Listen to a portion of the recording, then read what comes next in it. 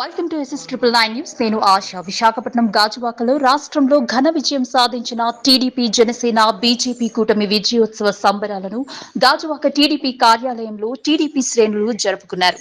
ఈ సందర్భంగా ముందుగా కేక్ కట్ చేసి ఒకరికొకరు మిఠాయిలు తినిపించుకున్నారు. అనంతరం టీడీపీ నాయకులు మాట్లాడుతూ జగన్మోహన్ రెడ్డి 5 ఏళ్ల అరాచక పాలన ప్రజలు చరమగీతం పలికారని అన్నారు. ఈ రోజు దేశంలో అన్ని రాష్ట్రాలు ఆంధ్రప్రదేశ్ కూటమి గెలుపు వైపు చూస్తున్నాయని అన్నారు. గాజువాక కూటమి అభ్యర్థి పల్లా శ్రీనివాస్ రాష్ట్రంలోనే అత్యధిక మెజారిటీ ఇచ్చి గెలిపించినందుకు గాజువాక ఓటర్లకు ధన్యవాదాలు తెలియజేశారు. ఇకపై ప్రతి వార్డులోని టీడీపీ నాయకులు వార్డులో ప్రజా సమస్యలపై దృష్టి పెట్టి పల్లా శ్రీనివాస్ సహకారంతో పరిష్కారాన్ని కృషి చేస్తామని అన్నారు. ఈ కార్యక్రమంలో టీడీపీ వార్డు కార్పొరేటర్లు గంధం శ్రీను, ముత్యాల నాయుడు, బొండా జగన్, టీడీపీ నాయకులు ప్రసాద్ శ్రీను, పులి రమణ రెడ్డి, పిల్ల రామ్మోహన్ రెడ్డి, టీడీపీ కార్యకర్తలు, అభిమానులు పాల్గొన్నారు. నిజంగా మొన్న 13వ తారీఖున జరిగిన ఎన్నికల్లో ఫలితాలు నిన్న రావడం జరిగింది. ముందుగా దేశంలోనూ రాష్ట్రంలోనూ అటు నరేంద్ర మోడీ గారి నాయకత్వంలో, ఇటు చంద్రబాబు నాయుడు గారు, పవన్ కళ్యాణ్ గారి నాయకత్వంలో ఈ రాష్ట్రంలోనూ ఎన్నికల సునామీ కంటే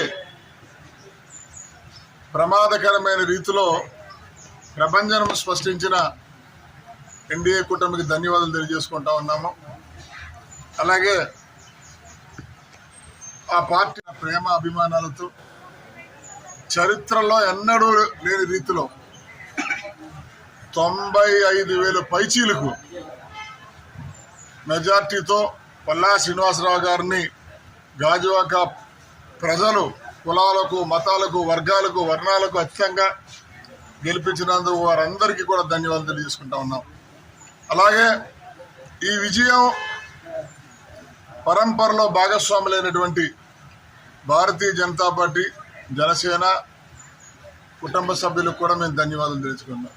ముందుగా తెలుగుదేశం పార్టీ కార్యకర్తలు గడిచిన 5 సంవత్సరాలుగా జగన్మోహన్ రెడ్డి చేస్తున్న దుర్మార్గాలపైన అలుపెరగ పోరాటం చేసి పార్టీలు తీసుకున్న నిర్ణయాన్ని కూడా సౌహృదంతో గౌరవించి ఎక్కడా కూడా ఎటువంటి బేసిజాలకు లేకుండా తగ్గి నెగ్గి ఈ చారిత్రాత్మక విజయంలో భాగస్వామైనటువంటి గాజువాక నియోజకవర్గ తెలుగుదేశం పార్టీ కుటుంబ సభ్యులందరికీ కూడా పేరు పేరున ధన్యవాదాలు తెలియజేసుకుంటా ఉన్నాం. అలాగే సహకారాన్ని అందించిన పాత్రికేయ మిత్రులకు, ఎలక్ట్రానిక్ మీడియా వారికి, అలాగే పోలీస్ యంత్రాంగం వారికి కూడా నేను ధన్యవాదాలు తెలియజేసుకుంటా ఉన్నాం. నిజంగా పాలకులు భవిష్యత్తులో అయినా ఒక విషయాన్ని గమనించాలి. ఎందుకంటే ఈ ఆంధ్ర రాష్ట్ర చరిత్రలో జరిగిన ఎన్నికలు నిశ్శబ్ద విప్లవం. ప్రజలు జగన్మోహన్ రెడ్డి పైన, అరాచకాలపైన, దుర్మార్గాలపైన ఏ స్థాయిలో కోపం ఉన్నా ఈనాడు కూడా బయటకు వ్యక్తం చేయకుండా ఎన్నికల నాడు బ్యాలెట్ బాక్స్ బద్దలైపోయినట్లు చరిత్రాత్మకంగా తీర్చిచ్చారు. నిజంగా ఈ తీర్పు చూసి జగన్మోహన్ రెడ్డి గుండె ఆగిపోయింది.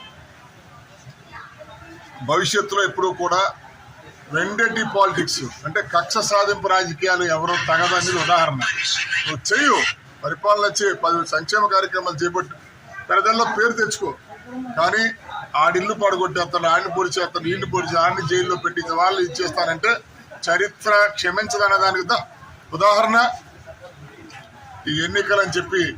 అందుకే ఏ పాలకుడైనా ఎన్నికల్లో తగిన గుణపాఠం నేర్చుకుంటారని చెప్పి ఆశాభ వ్యక్తం చేస్తూ ఈ చారిత్రాత్మకమైన ఎన్నికల పోరాటంలో అక్కడ ఎన్డీఏ కూటమిని, అలాగే గాజువాక నియోజకవర్గంలో పల్లా శ్రీనివాస్ గారిని అత్యంత అద్భుతమైన మెజార్టీతో ప్రభంజనం సృష్టించిన ఈ కార్యక్రమంలో భాగస్వాములైనటువంటి ప్రతి ఒక్కరికి కూడా నేను పేరు పేరు ధన్యవాదాలు.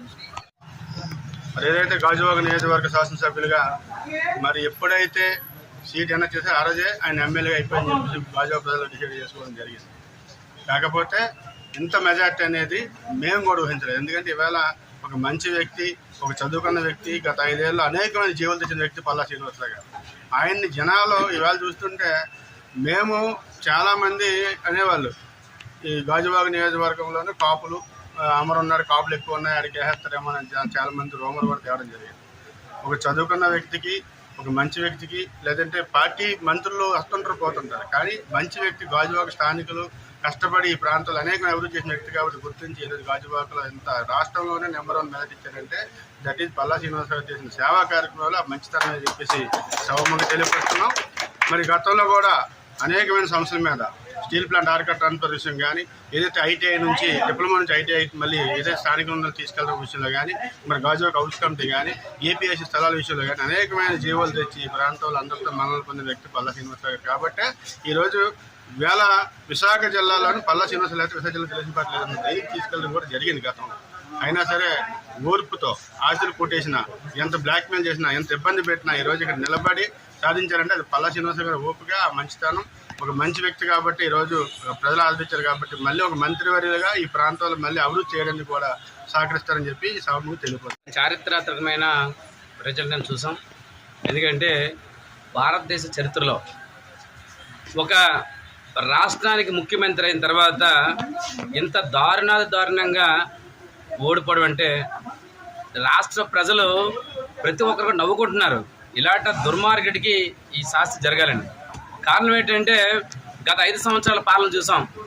అనేకమైన వాగ్దానాలు చేసి అన్ని వర్గాల వాళ్ళని మోసం చేసి ఈ జగన్మోహన్ రెడ్డి అందులో ఎక్కిన తర్వాత ప్రజావేదిక కూల్చిన దగ్గర నుంచి అమరావతి ఏదైతే అమరావతి పోలవరం ఏదైతే ఉందో పోలవరం దానికి సంబంధించి దాని రివర్స్ టెండర్ పిలిపించడం కానీ, అమరావతి సంబంధించి పూర్తిగా అక్కడున్న రైతులకి అన్యాయం చేయడం కానీ అన్నీ కూడా ప్రజలు గమనించారు. వారి ఉసురు కూడా ఈరోజు జగన్మోహన్ రెడ్డి దగ్గర పరిస్థితి అమరావతి ఉసురు.